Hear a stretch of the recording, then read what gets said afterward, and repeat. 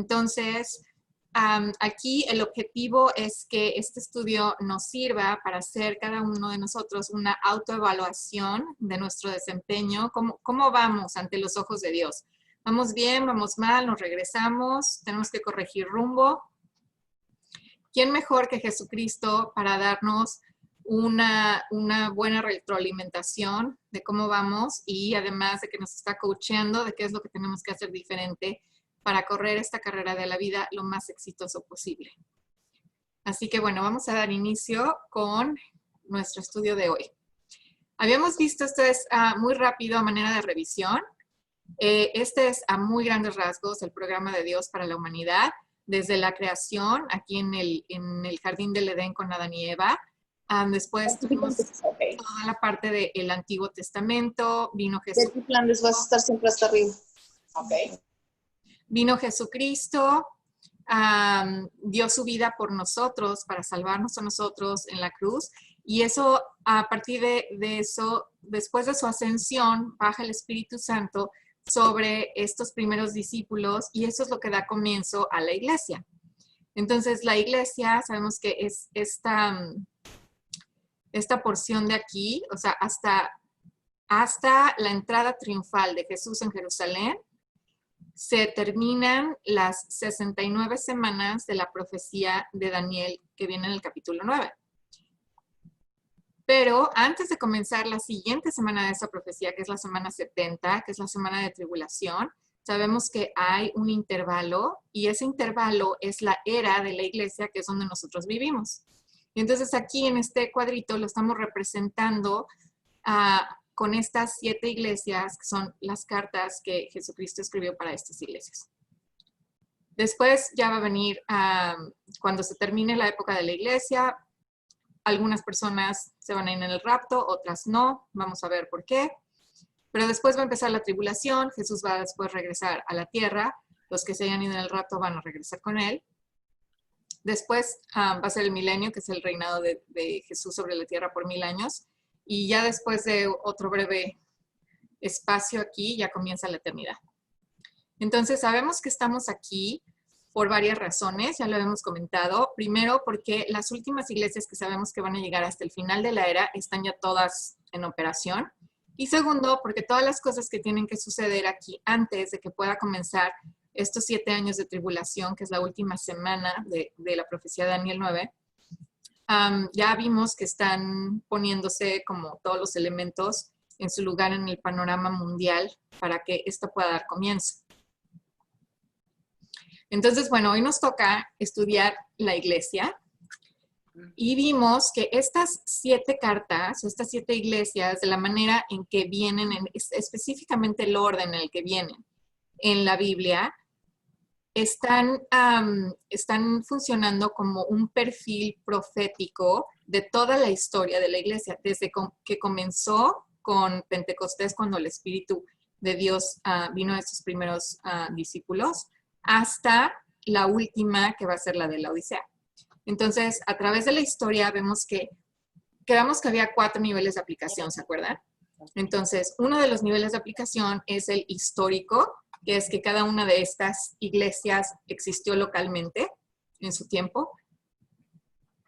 Y después, cada una de ellas, el siguiente nivel de aplicación es el profético, que es donde van dando todo el perfil de la historia de la iglesia.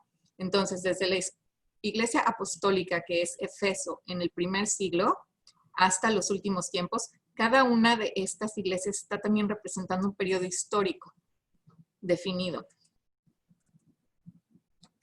Entonces, la vez pasada vimos Esmirna, antes de eso vimos Efeso y hoy nos toca concentrarnos en Pérgamo.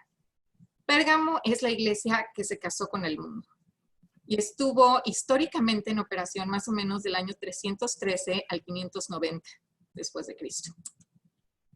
Entonces vamos a ver que geográficamente Pérgamo estaba ubicado más o menos como a 70 millas al norte de Esmirna. ¿Se acuerdan que es la que vimos la vez pasada? Aquí está Efeso, aquí está Esmirna y Pérgamo está un poquito al norte. Entonces, si ves, Pérgamo no está justamente sobre el agua, pero sabemos que todas estas iglesias están localizadas en la parte oeste de la actual Turquía. Ahora, cuando vimos Éfeso, vimos que con todo lo que estaba sucediendo en Éfeso era realmente un gran centro político. Cuando vimos a Esmirna, entendimos que porque estaba ubicada en el agua y compitiendo con las otras dos ciudades, era un gran centro comercial.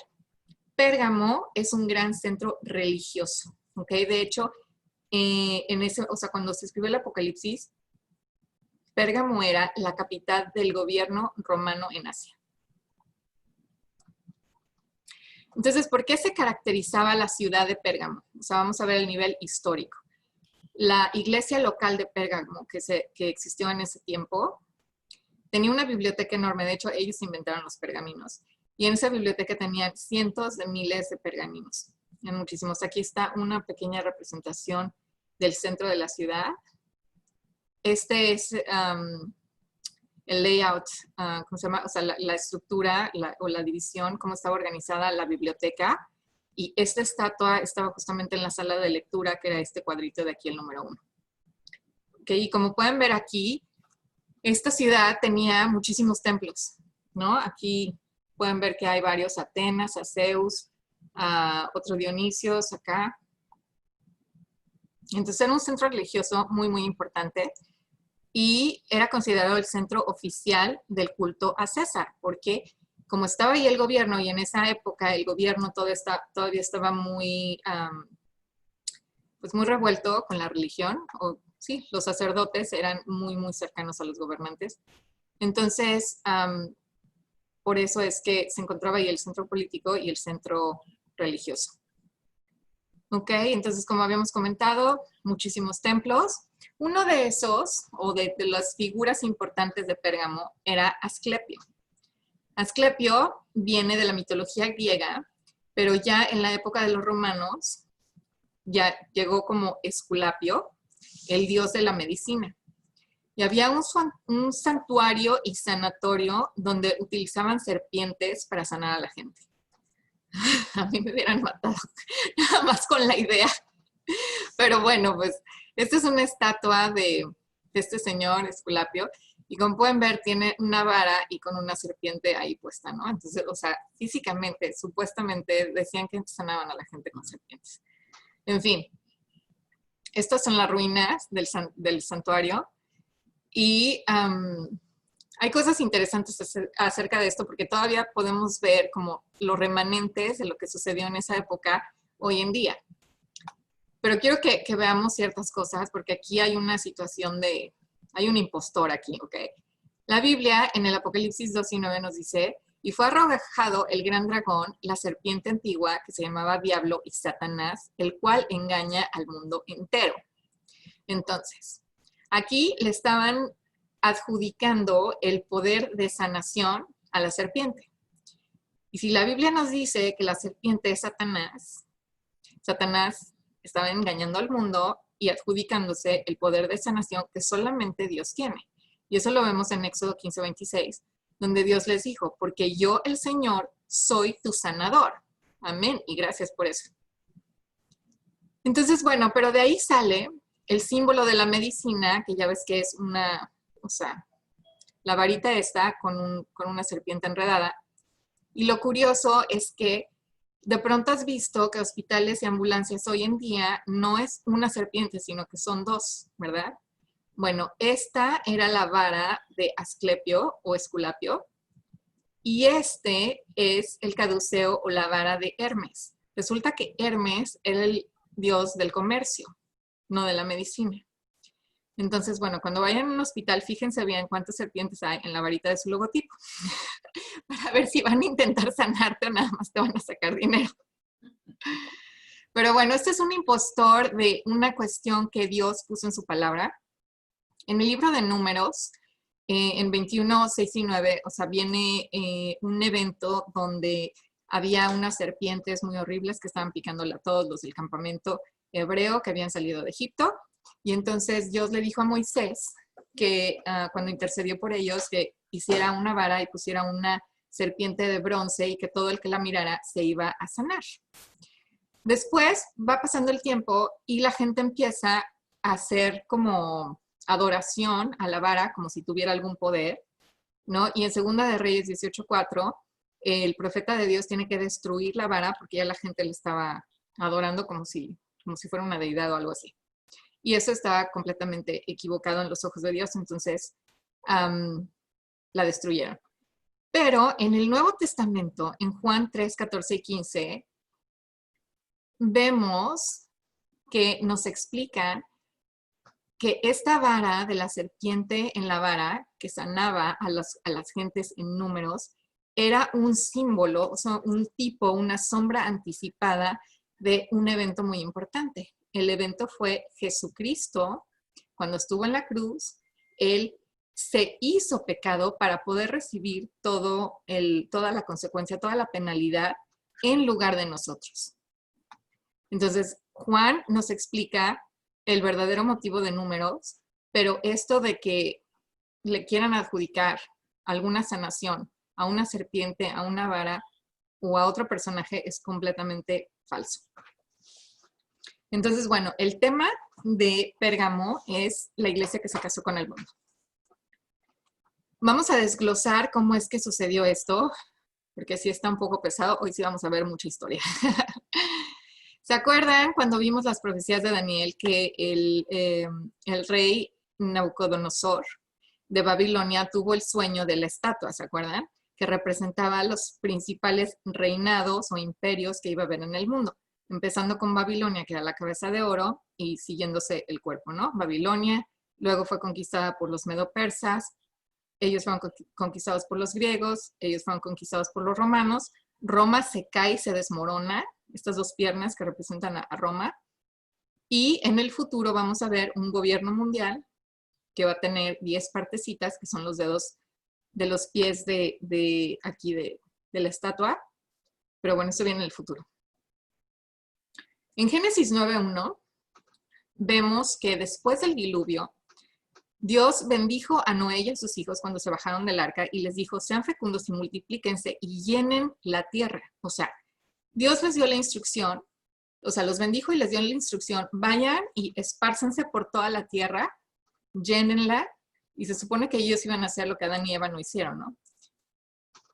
Pero bueno, el punto aquí es que en Babilonia, que es donde empieza todo, porque ahorita vamos a ver cómo empiezan las cosas en Babilonia, pero se van yendo de un imperio a otro y cómo han caído hasta nuestros días estas cuestiones. Entonces, ¿qué pasa? Que la gente, en vez de irse, esparcirse por toda la tierra y realmente llenarla como Dios les dijo, no hacen eso. Deciden desobedecer a Dios y se reúnen todos en una misma ciudad, que fue la ciudad de Babel, y hacen una torre para poder llegar por sus propios medios al cielo. Entonces, esa es súper desobediencia. Entonces, Dios hace cuenta que los ve y les dice, ¿sabes qué? Esto no puede ser. Divide a las naciones cuando les da diferentes idiomas para que ya no se puedan entender. Y aquí lo interesante es que dividió a la humanidad, o sea, las naciones, o sea, en naciones, y les asignó gobernadores celestiales como un juicio, ¿ok?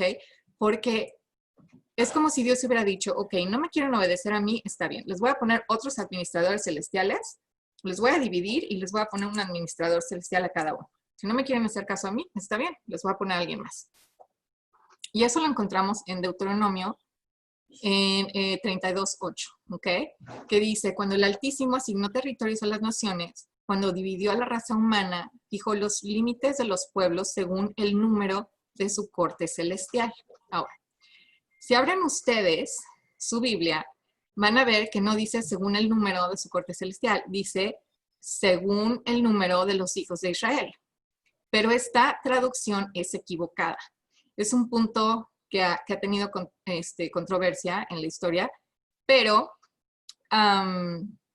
ya está comprobado que el texto, o sea, la traducción correcta es según el número de su corte celestial, y esto se pudo descubrir porque así aparecen los rollos del Mar Muerto, que son copias de los manuscritos del primer siglo, nada más que apenas se descubrieron en 1940 y cacho. Entonces, en esas copias sí dice el número de los hijos de Dios, el número de la corte celestial, La versión griega dice el número de los ángeles de Dios y el texto masorético fue el que dice el número de los hijos de Israel. Entonces, pues qué bueno que ya está aclarado esta cuestión de la traducción. Si alguien quiere ver un poquito más acerca de esta información y qué es lo que sucede con esto, porque fue una cosa muy, muy importante, les recomiendo un libro que se llama Unseen Realm, que estoy casi segura que ya está en español, del doctor Michael Heiser. Pero bueno, continuamos. Entonces, Dios asigna esta tarea de administración a otros seres celestiales para otras naciones y ahí comienza el culto a otros dioses. Y además que, por supuesto, a la administración no le van a ser perfecta como Dios, porque perfecto es solamente Dios. Y Dios los juzga. En el Salmo 82 vemos que Dios los juzga porque están administrando a las naciones corruptamente. Eso es muy interesante si tienen la oportunidad de leerlo después. Pero bueno, también vemos que en Deuteronomio 4, 19 y 20, Moisés está explicando la diferencia entre Israel, que es la herencia de Dios, y las otras naciones, y él dice que ven al sol, la luna y las estrellas y las adoran. Entonces, bueno, aquí en la época de Babilonia, con estos eventos es cuando nace, digamos, todo el sistema religioso pagano. Entonces, en esa época, los sacerdotes paganos, que eran astrólogos, magos, hechiceros, adivinos, eran asesores cercanos de los emperadores y muchas veces eran realmente los que influenciaban los que estaba, o sea, lo que estaba controlando realmente los imperios. ¿Ok?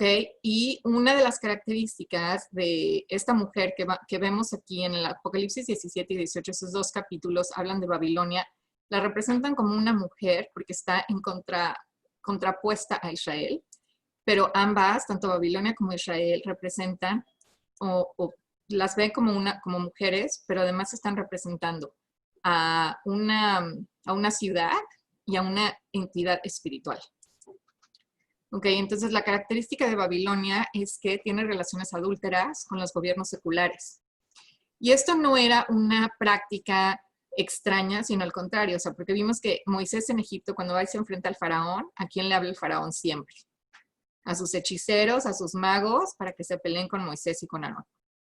En el libro de Daniel también vimos, ¿se acuerdan? O sea, incluso cuando el rey Nabucodonosor quería entender el significado de este sueño que había tenido aquí en la estatua esta, le habló a todos sus magos, a sus hechiceros, a sus adivinos, y ninguno pudo darle el significado. Solamente Daniel, después de orar, tuvo la revelación y se la compartió al rey. En el libro de Esther vemos lo mismo, que Mordequeo se está peleando con Amán y también están utilizando a todos los hechiceros y los magos, pero, o sea, vemos cómo en todos estos imperios siempre estas personas, estos sacerdotes paganos, están siendo asesores muy, muy cercanos de los emperadores. Y entonces, ¿qué pasa? Bueno, déjenme, les leo aquí esto un segundo. En el capítulo de 17 de Apocalipsis, vemos que esta mujer Babilonia es la gran ramera y dice, con ella los reyes de la tierra cometieron actos inmorales.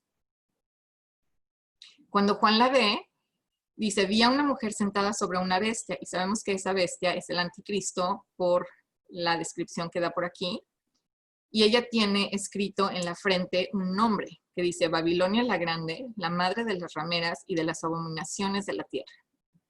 Y se veía a la mujer ebria de sangre de los santos, o sea, es la responsable de la muerte de muchos de los seguidores de Dios. Entonces, vamos a ver cómo se da este matrimonio con el mundo, de la iglesia con el mundo. O sea, veníamos de Efeso, que estaban, o sea, era la iglesia que comenzaron todos los discípulos, los apóstoles. Después tienen varios siglos de persecución muy, muy intensa, representados por Esmirna. Llegamos a Pérgamo y de pronto, ¿cómo que se casó con el mundo? O sea, si estaba siendo perseguida y, o sea, aguantaron tantas cosas, ¿cómo que de pronto la iglesia, como la gente de Dios, el grupo de personas seguidoras de Jesucristo, ¿cómo que se casan con el mundo? Y este es un problema, ¿por qué? Porque ¿quién está dominando el mundo hoy en día? Bueno, y en toda esta historia, Satanás. Entonces, todo lo que empezó en Babilonia con esta cuestión del sistema religioso pagano, ¿ok? Comienza aquí en Babilonia y luego empieza a bajar, así poco a poco, por la historia, ¿ok? Cuando el rey Ciro, que era el rey de Medo-Persia, ¿ok? Cuando él conquista Babilonia, entonces los sacerdotes paganos se van a Pérgamo a establecer su centro y le dan al nuevo rey, a Ciro, el título de Pontifex Maximus, que quería decir el sacerdote supremo de todos los sacerdotes. Después, o sea, pasa el tiempo y en el año 325, el emperador romano, aquí estamos en Roma, Constantino, tiene una visión, según él, tuvo una visión de una cruz, y entonces saca un edicto de tolerancia, que es muy famoso, y con este edicto hace que ya los cristianos no sean perseguidos, o sea, que lo que le llamaban religión cristiana, que sabemos que los cristianos no tenemos una religión, tenemos una relación con Dios, hay una diferencia. Pero el punto aquí es que saca ese edicto de tolerancia, los cristianos ya son legales, entonces ya no los van a perseguir por ser cristianos, pero este señor Constantino, o sea, el imperio ya había crecido muchísimo y tenía un problema porque ya había muchos grupos que tenían creencias religiosas y estos grupos eran grupos muy fuertes. O sea, los sacerdotes paganos ya tenían muchísimos siglos aquí ya, o sea, estaban súper establecidos en Pérgamo. Entonces, él va a tratar, Constantino, de unificar al imperio a través de poner a todos estos diferentes grupos con diferentes creencias bajo un solo Dios. Y empieza a decir, esto y esto y esto y esto va a aplicar para todos.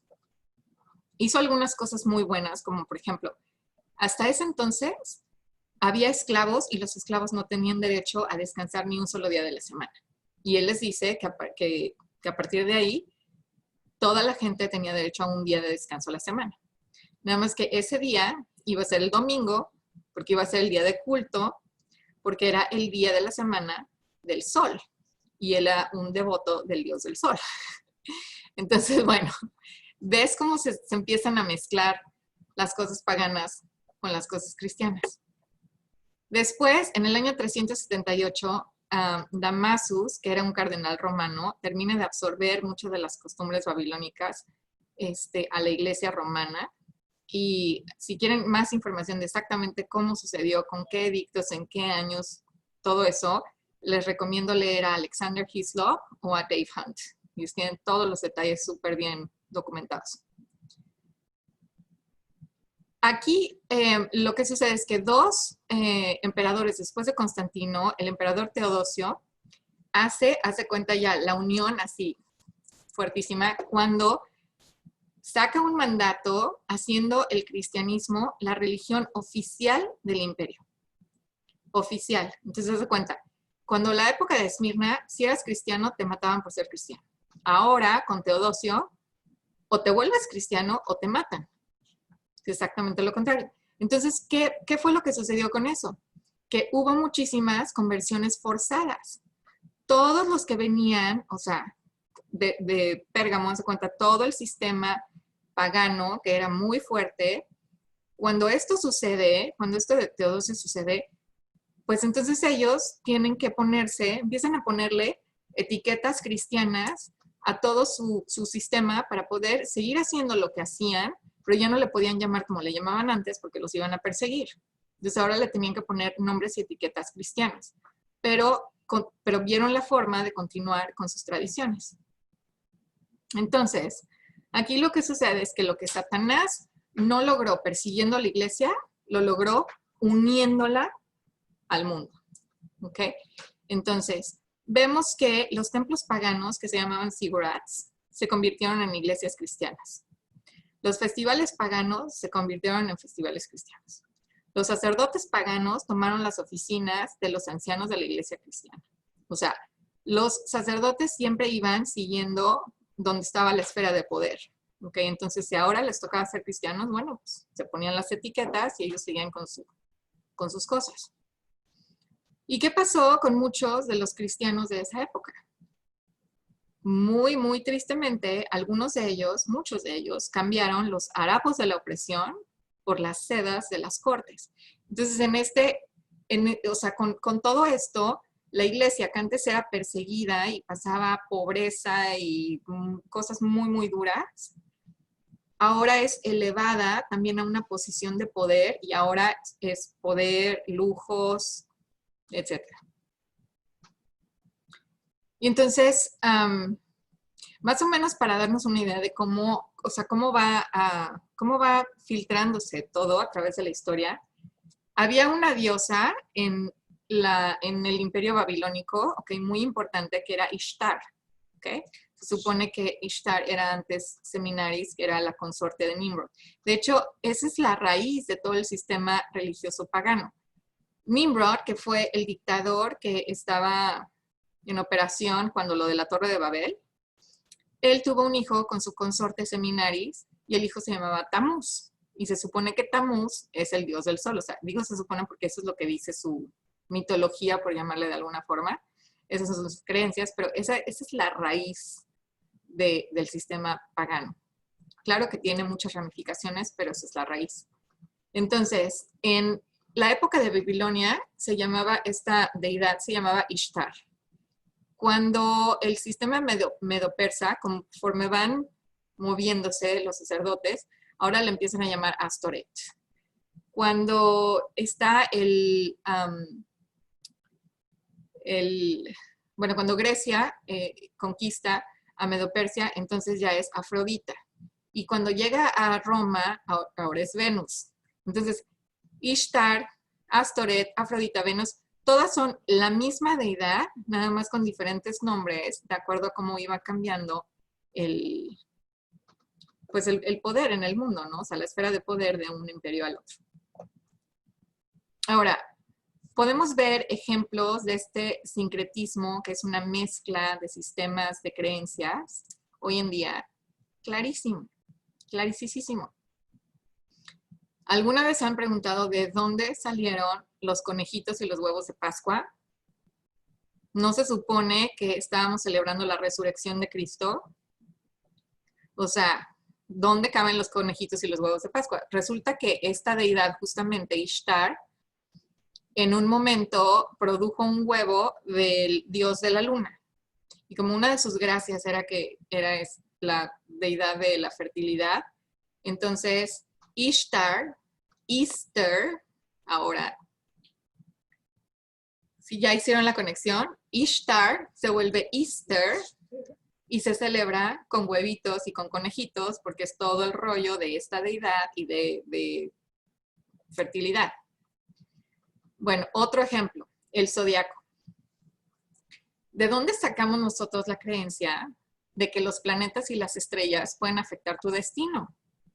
O sea, estamos hablando del zodiaco y de los horóscopos y astrología y todo eso, que está súper prevalente. O sea, no conozco ni un periódico, al menos de México, que no traiga el horóscopo constantemente. ¿De dónde sacamos eso? ¿Se acuerdan que dijimos, o sea, cuando Dios divide las naciones y entonces empiezan a ponerle a estos, los empiezan a ver como diosesitos y entonces dicen, pues el del sol, el rey del sol, el de la luna, el de Júpiter, el de Marte, el de Venus, y entonces los hacen deidades y como son deidades entonces pueden afectarte. Y de ahí hoy tenemos los horóscopos. Ya habíamos comentado, bueno, les comenté hace unos minutos que el domingo, que es el día del sol, en inglés pues está muy fácil, ¿no? Sunday. Ese es el día de culto y de descanso. Hoy en día, que originalmente, o sea, como Dios lo estableció, no era el domingo, era el sábado, el Shabbat. Que el domingo es el primer día de la semana, no el séptimo. Pero bueno, esto fue algo que Constantino implementó en marzo 7 del año 321 y fue una de las cosas que él hizo para unificar o para tratar de unificar a todo el imperio. Entonces, ese matrimonio del que estamos hablando es traer las costumbres y las creencias de diferentes sistemas, unirlos y al final te queda algo que pues ya tiene muy, muy poco o nada de lo que realmente era o debe de ser. Ok, entonces la palabra Pérgamo como tal, significa matrimonio y también significa elevación. De hecho, la ciudad estaba elevada como 304 metros por encima de la llanura y la Acrópolis estaba todavía más arriba de la ciudad en general. Entonces aquí, esta época es cuando la iglesia es elevada a una posición de poder y está ya casada, comprometida, mezclada con el mundo. Y aquí el problema es que, o sea, con ese compromiso que en inglés la palabra es compromise, pero significa que cedes, pero estás dejando perder muchas cosas. Se pierden aspectos muy importantes de la palabra de Dios. Y acuérdense que en esas épocas no todo el mundo tenía una Biblia. O sea, ahorita vivimos privilegiadamente porque tenemos acceso a la palabra de Dios completamente sin restricciones. Es una relación directa. Nosotros podemos conocer absolutamente todo lo cualquiera que conozcamos acerca de él a través de su palabra. Y al menos donde nosotros estamos ahora en el mundo, no tenemos ningún problema por hacerlo. ¿Ok? Pero en esta época, por ejemplo, no podían hablar de la segunda venida de Jesús, aunque estaba en la palabra de Dios, pero nadie podía hablar de eso porque pues resulta que ahora su jefe era el emperador romano. Entonces no le podían decir al emperador romano, no, pero espérate, porque va a venir el rey de reyes, el señor de señores y va a poner orden. Y le va a dar cuello a toda su corrupción. No le podían decir eso. Era políticamente incorrecto. Entonces se fueron perdiendo muchas verdades y ahí la gente sí dependía de pues lo que era entonces el clero para estar pasando la palabra de Dios porque no teníamos acceso a la palabra impresa. Entonces, bueno, entrando de lleno a la carta, el primer versículo está en Apocalipsis 2:12 y dice, y escribe al ángel de la iglesia en Pérgamo, el que tiene la espada aguda de 2 filos, dice esto. Entonces, ¿se acuerdan que en cada carta Jesucristo ha escogido un título para sí mismo, ¿no? Entonces, aquí es el que tiene la espada aguda de 2 filos. ¿Qué es la espada aguda de 2 filos? Eso lo encontramos en Efesios 6:17, ¿ok? Donde nos dicen, la espada del Espíritu es la palabra de Dios. Entonces, las escrituras, todas completas, Antiguo Testamento y Nuevo Testamento, esa es la espada de 2 filos. Ahora dice, el que tiene la espada. ¿Cómo sabemos quién es el que tiene la espada? Bueno, si nos regresamos al capítulo anterior de este libro de Apocalipsis, en el versículo 1:16 nos dice que cuando Juan tiene la visión de Cristo, lo describe y dice, en su mano derecha tenía 7 estrellas y de su boca salía una espada aguda de 2 filos. Entonces sabemos que el que tiene la espada aguda de 2 filos es Jesucristo porque está aquí pegadito en la Biblia. Capítulo 1, capítulo 2.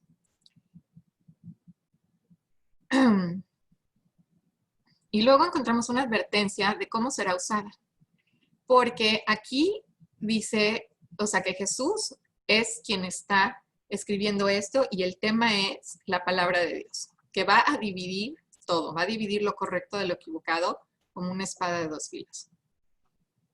Y vamos a ver que al final de esta carta, la advertencia es, arrepiéntete, si no vendré a ti pronto y pelearé contra ellos con la espada de mi boca. O sea, esta espada que él tenía en su boca desde el primer capítulo, que ahorita nos está diciendo, yo soy el que traigo esa espada, al final de esta carta les va a decir, o se arrepienten o voy a pelearlos con la espada de mi boca. Y sabemos que Dios siempre cumple sus promesas, ¿verdad? Bueno, esta promesa, las buenas y las malas, esta promesa se ve cumplida en el capítulo 19 del Apocalipsis, donde dice, los demás fueron muertos con la espada que salía de la boca de aquel que montaba el caballo. Eso lo vimos en nuestro estudio de los últimos tiempos, cuando vimos el orden de eventos, la secuencia de la segunda venida de Jesús, cuando regresa a la tierra, que suceden 8 eventos, digamos, que componen esto. Y cuando Jesús regresa, trae su espada y va y pelea con las tropas del anticristo y todo eso, que acaban en Megiddo, que es la batalla del Armagedón. Ahí es donde dice, y los demás fueron muertos con la espada que salía de la boca que montaba el caballo. O sea, se refiere a esta batalla cuando termina con la gente que estaba haciendo rebelión en contra de Dios. Si alguien no, por algún motivo no ha visto esta presentación, los invito a que la vean. Están las grabaciones en YouTube y están disponibles para todos. Ok, perdón, me regresé. El siguiente verso nos dice, yo conozco tus obras y dónde moras. Estas son las felicitaciones. Dice, yo conozco tus obras y dónde moras, donde está el trono de Satanás. Excuse me, ¿Satanás tiene trono en la tierra? Sí, tiene trono en la tierra. Y entonces, este trono de Satanás, les voy a enseñar dónde está. O sea, estaba en Pérgamo. Ahorita se ve así. Originalmente era esto. Ok. Y ahorita queda nada porque se lo llevaron en 1930, lo movieron al Museo de Pérgamo en Berlín. Y ahí está hoy en día. ¿Cómo paramos este? Ay. Ok. Y hoy en día entonces está en este museo en Berlín y como pueden ver, pues este era como un altar enorme. Trono quiere decir el asiento del señor de la casa. Entonces, como decíamos hace ratito, Satanás es el que está dominando al mundo hoy en día. ¿Por qué? Porque a Adán y Eva le entregaron el dominio, como ya habíamos platicado también en nuestros estudios anteriores. Pero bueno, este es el trono de Satanás, así es como se ve hoy en día. Estaba en Pérgamo. Y luego Jesús dice, pero retienes mi nombre y no has negado mi fe, ni aun en los días en que Antipas, mi testigo fiel, fue muerto entre vosotros, donde mora Satanás. Entonces, Antipas fue uno de los mártires. ¿Se acuerdan que Policarpo fue como el mártir más famoso de la época de Esmirna? En esta época, Antipas, y lo que hacían es que en este altar, en este trono, había en el centro un toro así de metal enorme, y entonces metían ahí a los mártires de Jesús y le prendían fuego abajo, y entonces los estaban rostizando vivos. Era una cosa pavorosa. Y entonces el toro este tenía aquí una abertura por donde se escuchaban, o sea, actuaba como una megabocina, no se cuenta, que, o sea, todos los gemidos de dolor que estaba experimentando la persona adentro salía por la boca del toro, y además, pues el humo de que se estaba quemando. Entonces, eso le hacía como, o sea, daba la impresión a la gente que estaba ahí haciendo sus adoraciones de que el toro cobraba vida. Así que bueno, una cosa horrible, pero aquí Jesús está haciendo una felicitación a la iglesia de Pérgamo por retener su nombre y no negar su fe, aún y cuando estaban viviendo justo donde estaba literalmente el trono de Satanás. Aún así tenían lealtad y viendo todo lo que le estaban haciendo a los seguidores de Dios. Pero esta iglesia no era perfecta como Esmirna. Aquí sí Jesús tiene algunas cosas en contra de ellos y les dice, tengo unas cosas contra ti. Que tienes a los que retienen la doctrina de Balaam, que enseñaba a Balac a poner tropiezo ante los hijos de Israel, a comer cosas sacrificadas a los ídolos y a cometer fornicación. Y también tienes a los que retienen la doctrina de los Nicolaitas, la que yo aborrezco. ¿Se acuerdan que cuando vimos una de las dos iglesias pasadas, los Nicolaitas, en la de Efeso? Los Nicolaitas ya estaban haciendo sus andanzas. ¿Se acuerdan quiénes eran los Nicolaitas? Son las gentes del clero, o sea, gentes que están supuestamente sirviendo a Dios, que lo que están realmente haciendo es gobernando sobre la gente de Dios. Eso Jesús lo aborrece.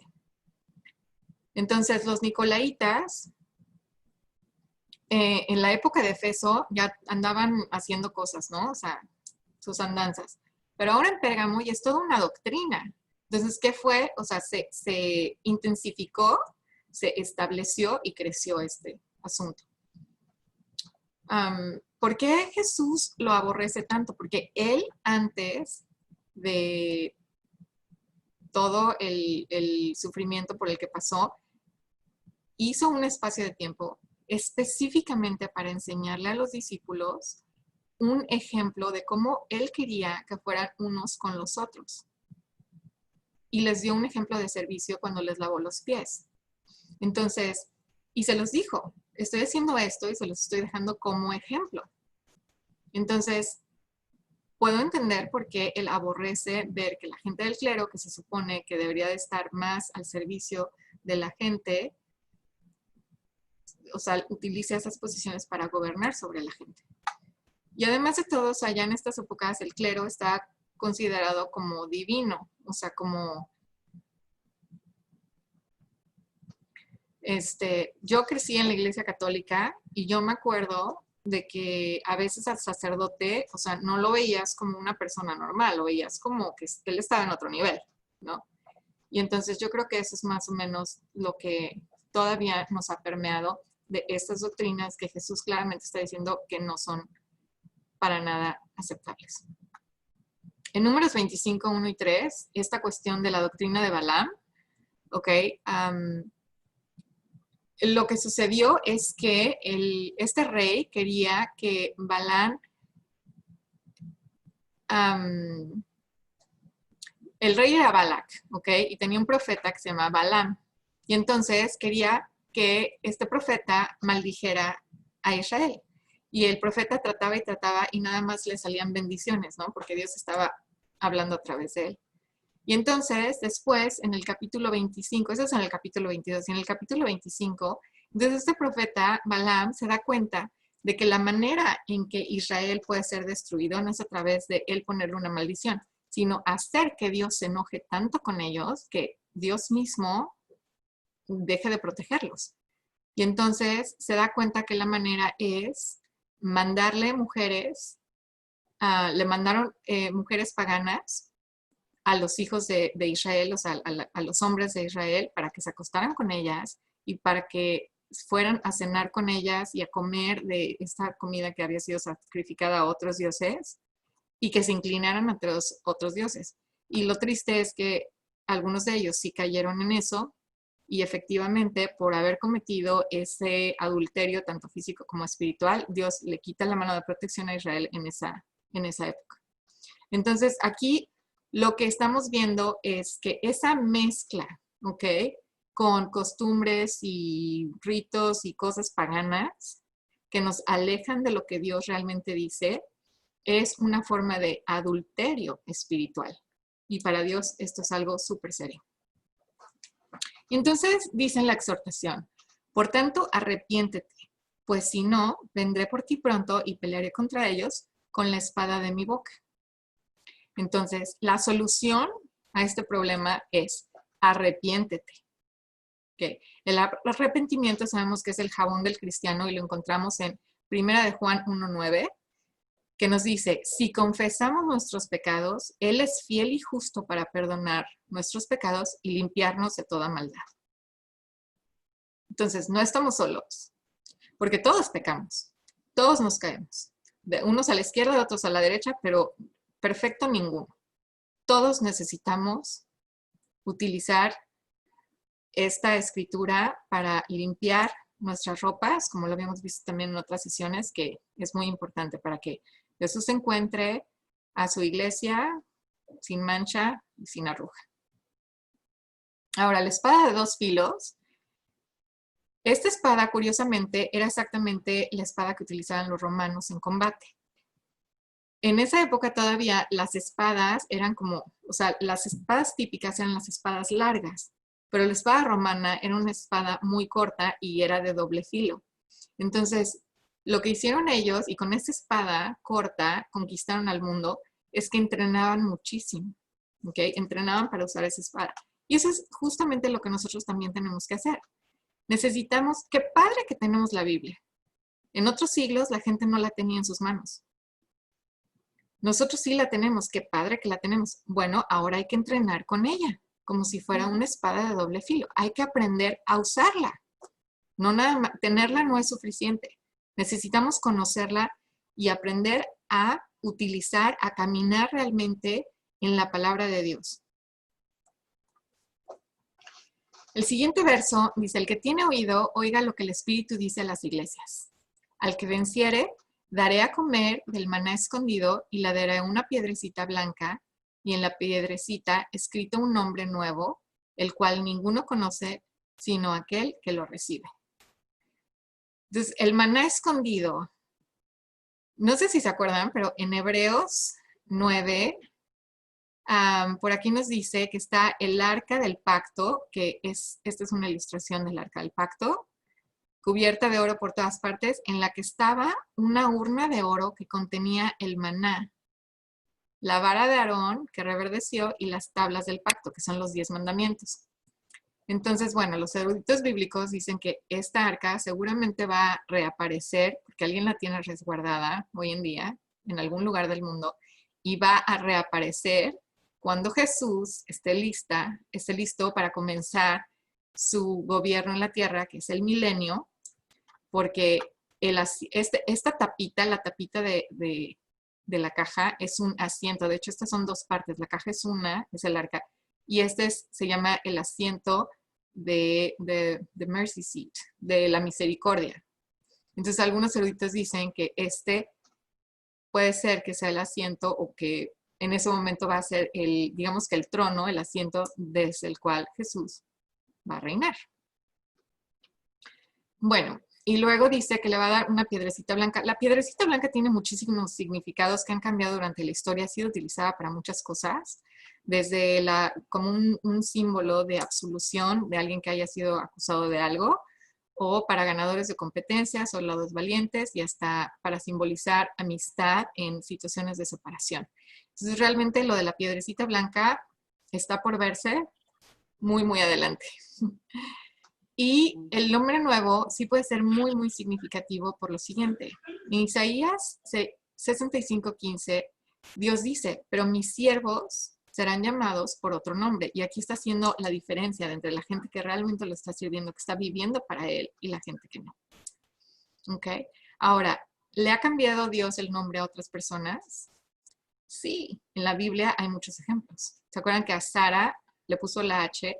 A Abraham también le puso la H en medio, que le cambió, para nosotros se ve casi igual, pero el significado en el hebreo era muy, muy, muy diferente.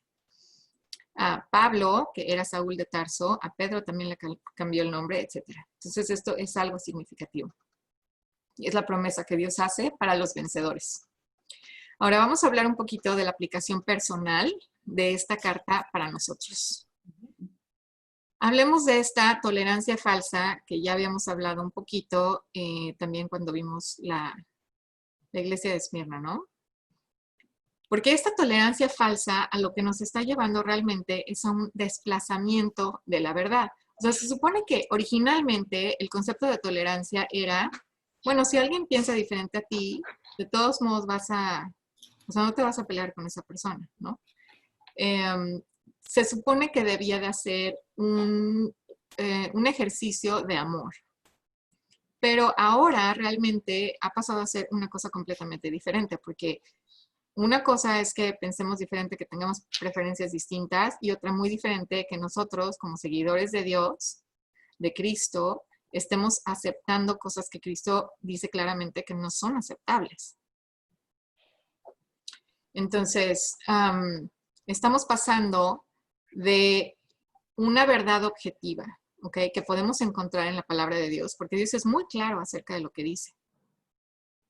Estamos pasando a través de esta tolerancia falsa a una verdad subjetiva, donde toda la verdad ya es relativa. Y entonces, si vamos a funcionar de esa manera, pues no necesitamos que Dios nos diga cómo vivir, ¿no? Ahora dice que hay muchos caminos para llegar. O sea, la gente empieza a operar como si fueran sus propios dioses porque su opinión es más importante que la opinión de Dios. ¿Quién es la verdad? ¿Qué pasa cuando desplazamos la verdad? Jesús dijo, yo soy el camino, la verdad y la vida. Nadie viene al Padre sino por mí. Entonces, cuando estamos desplazando la verdad, estamos desplazando a Cristo mismo. Entonces, esto es algo serio. Proverbios 3, 5 y 6 nos dice, confía en el Señor con todo tu corazón y no te apoyes en tu propio entendimiento. Reconócelo en todos tus caminos y Él enderezará tus sendas.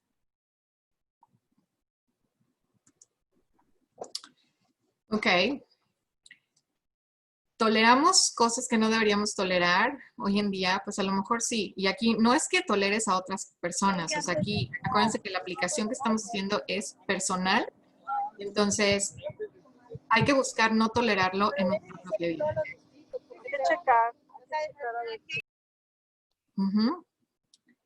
Entonces, por ejemplo, ¿qué tradiciones y ritos paganos estamos a lo mejor tolerando todavía hoy en día? Porque es cómodo, es popular, todo el mundo lo hace. El 31 de octubre, alguien celebra Halloween, el Día de las Brujas. Eso es abrir puertas al ocultismo. Y yo sé que, y de verdad, discúlpenme, o sea, yo estoy tratando de compartir conocimiento con todo el amor del mundo, pero esto está mal, porque en Deuteronomio 18, 9 a 12, que Dios nos dice que dice, no se ha hallado en ti nadie que haga pasar a su hijo o a su hija por el fuego, ni quien practique adivinación, ni hechicería, o que sea agorero o hechicero o encantador o adivino o espiritista, ni que consulte a los muertos, porque cualquiera que hace estas cosas es abominable al Señor. O sea, estas cosas son una abominación para Dios. Lo está dejando muy claro. Entonces, ¿qué pasa si tú dices, ay, no, bueno, nada más voy a colgar una bruja aquí de adorno? Si Dios está diciendo que eso es una abominación en contra de Él, pues estamos abriendo puertas al ocultismo. Y estas cosas que Dios nos dice, esto no deben de hacer, normalmente lo hace por nuestro propio bien. No porque sea un Dios caprichoso, sino porque nos está protegiendo. Cuando se abren las puertas a cosas de ocultismo, se están prácticamente abriendo puertas a poderes demónicos. ¿Se acuerdan que Pablo explica eso en Efesios, ¿no? Que no peleamos contra carne y hueso, sino contra entidades espirituales, malignas. Entonces, lo que menos queremos es abrirles puertas. Los horóscopos lo mismo, son una manera de adivinación. ¿Qué tal hincarse ante cualquier cosa o persona que no sea Dios Padre o Dios Hijo? Mira, después de toda esta visión así enorme, la revelación profética más grande de toda la Biblia, Juan escribe, yo, Juan, soy el que oyó y vio estas cosas. Y cuando oí y vi, me postré para adorar a los pies del ángel que me mostró estas cosas. Y me dijo, o sea, el ángel le dijo, no hagas eso. Yo soy consiervo tuyo y de tus hermanos los profetas y de los que guardan las palabras de este libro. Adora a Dios. O sea, y en la Biblia, eso es solamente un ejemplo, pero en la Biblia vamos a ver varios ejemplos donde los ángeles no permiten que nadie los adore. Los ángeles, obviamente los ángeles, no los caídos, ¿verdad? Los ángeles de Dios, los que están con Dios, no permiten que se les adore. Sin embargo, cuando vayan por su Biblia y de pronto ves que hay un ángel que no solamente permite que se le adore, sino muchas veces exige que se le adore, es porque no es un ángel. Es Jesucristo, es una aparición de Jesucristo en la tierra en el Antiguo Testamento. Ok. Bueno, entonces si ángeles, o sea, si no hay que postrarse para adorar a nadie, ni siquiera a los ángeles, entonces cualquier otra opción está completamente fuera de consideración, ¿de acuerdo? ¿Qué tal la tolerancia a algunos líderes que no operan en obediencia a la palabra de Dios? Como por ejemplo los nicolaitas.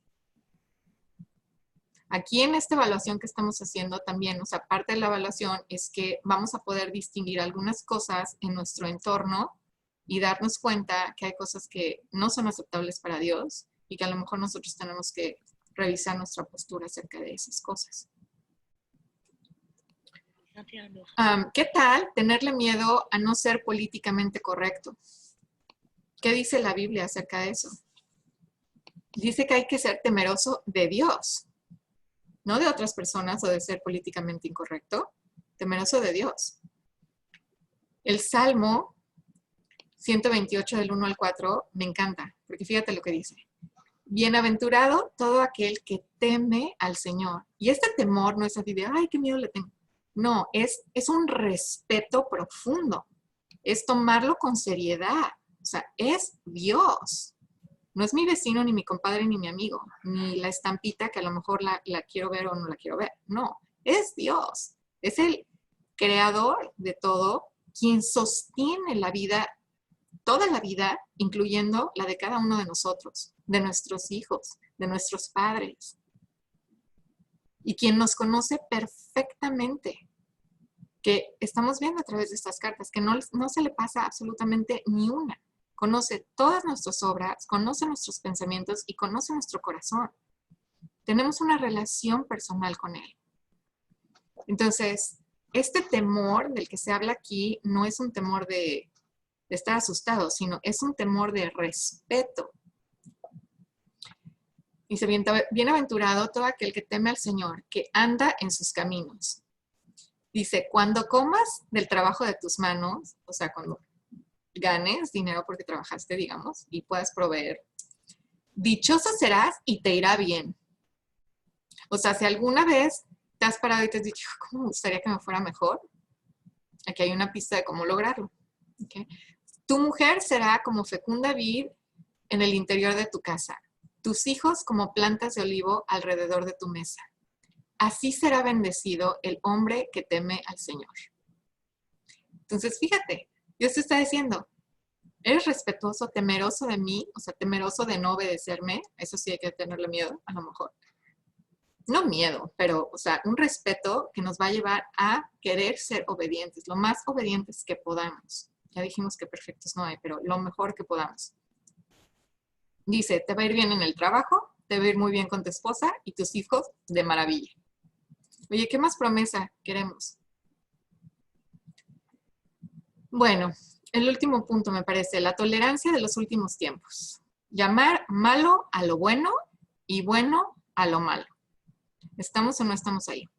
Isaías 5:20 dice, ay, este ay es una advertencia así como de, pobres, les va a ir. Okay. De los que llaman al mal bien y al bien mal, que tienen las tinieblas por luz y la luz por tinieblas, que tienen lo amargo por dulce y lo dulce por amargo. O sea, ¿qué nos está diciendo Dios? Que no importa lo que el mundo crea, lo que el mundo prefiera, lo que sea la cosa de moda, el último grito de la moda, no importa. La verdad, que es Dios, no va a cambiar. Él siempre ha sido, es y será el mismo. Y su verdad no va a cambiar. Lo que Él ha dicho que está mal y va a estar mal para la eternidad. Y lo que Él ha dicho que está bien, va a estar bien para la eternidad. Entonces, en 2 Timoteo 3:16 vemos que toda escritura, no solamente el Nuevo Testamento, tu libro favorito, tu apóstol favorito, toda la escritura es inspirada por Dios, o sea, realmente viene de Dios. Y esto lo vimos también en otra serie, Comprobando la Biblia, que está también ahí en el canal de YouTube. Los invito a que la vean si no la han visto. Pero aunque algunas personas, los profetas, los escribas, etcétera, hayan sido, digamos, el guante que agarró la pluma y escribió, la mano era Dios, ¿ok? Nos dice, toda escritura es inspirada por Dios y útil para 4 cosas importantes y muy, muy prácticas, ¿ok? Para enseñar, para reprender, para corregir y para instruir en justicia, ¿ok? Entonces, para enseñarnos lo que es correcto, para reprender, para que nos demos cuenta de lo que no es correcto, para corregir, o sea, nos enseña cómo llegar a lo correcto, y para instruir. ¿Cómo nos mantenemos en lo correcto? Pues fíjate, la palabra de Dios nos va a ayudar a encontrar qué realmente es correcto, lo que no es correcto, cómo llegar a lo correcto y cómo mantenernos en lo correcto. ¿Ok? Entonces, el resumen de Pérgamo, en 2 patadas. Profética y históricamente es la iglesia que se casó con el mundo. Su nombre quiere decir matrimonio, quiere decir elevación. Jesús escoge el título del que tiene la espada aguda de 2 filos, que sabemos que es la palabra de Dios, como felicitaciones que mantuvieron su lealtad de retener su nombre y no negar la fe, incluso también en situaciones muy, muy difíciles. La reprobación, tener la doctrina de Balaam, que era adulterio físico, que lo pone literalmente como fornicación, y adulterio espiritual, que es idolatría o seguir ritos paganos. La doctrina de los nicolaitas es la segunda reprobación que tienen, y es donde el clero está gobernando a la gente y los sacerdotes son considerados como divinidades. La exhortación, o sea, ¿cuál es la solución a todo esto? Arrepentirse. Primera de Juan 1:9. La promesa de Dios a quien venza en esta situación, comer del maná escondido y darle una piedrecita blanca con un nombre nuevo. Entonces, la aplicación personal, otra vez, es fidelidad. Hay que darle autoridad suprema a la palabra de Dios, por encima de todo lo demás que se lo ponga. Todo, cualquier situación, podemos preguntarnos qué dice Dios acerca de esto.